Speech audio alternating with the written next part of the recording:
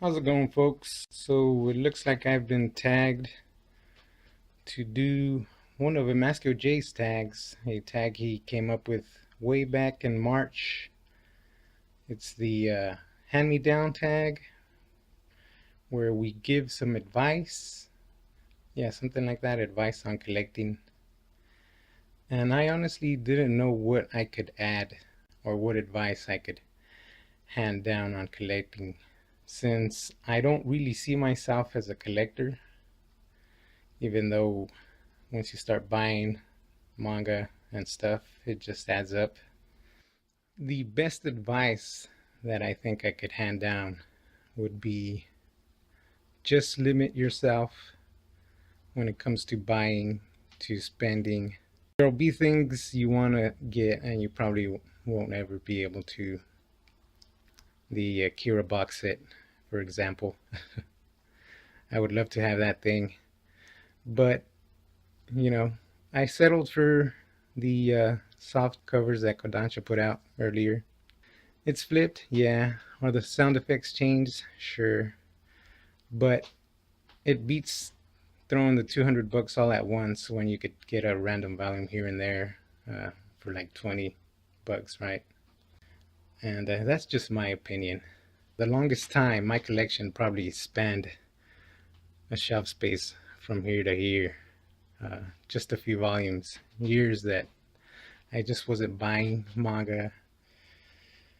Sure, there was stuff I was interested in, but back in the days, it probably wasn't as easy to find collected volumes. Nowadays, you go to any bookstore, most comic shops will have a small selection. It's so much easier to find it nowadays, and I honestly think you just gotta cap yourself. You just gotta say, I want this, I might get this, but I don't know if I'll be able to get that.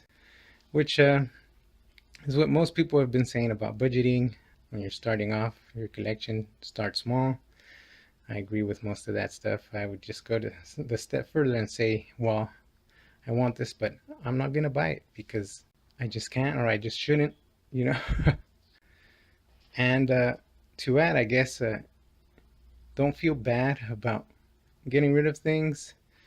If you have 20 volumes in your collection of, I don't know, some whatever popular shonen, and you just don't see yourself rereading it, go ahead, try and sell it.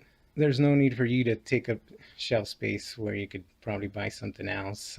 For the longest time, I was just buying short series. I tried not to buy ongoing stuff. Nowadays, I have some ongoing, some short, but I always try to find out how a series is going before I try to jump into it. Stuff I really enjoyed, I've gotten rid of.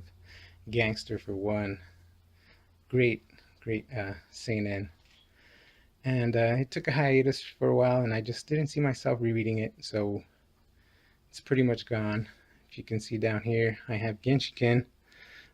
If you've seen my haul videos, you know there is a second part that I was picking up, but it's not there no more, which means it's gone.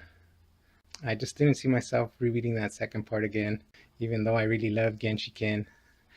And pretty much that is what I look into, what I keep in my collection.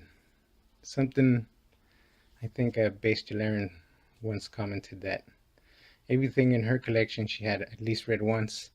Well, I would say I want everything in my collection to be read at least twice, if not a third time, because that's what you want in your shelf, right? Something you could go back to that you really enjoy just revisiting. I have a bunch of short stuff. I like short series. That isn't very popular in manga, but that's why my collection isn't as big, and I really don't care to have a lot of volumes. You really shouldn't take my opinion word for word. I'm not you, you're not me. Everyone's different. You could see 10 positive reviews on a title, and once you read it, it might not be positive for you. So that is pretty much the advice I could give. be conservative, I guess, with your collection. If you want 40 volumes of every popular shonen on your shelves, that's great. That is not what I would do, but to each his own. And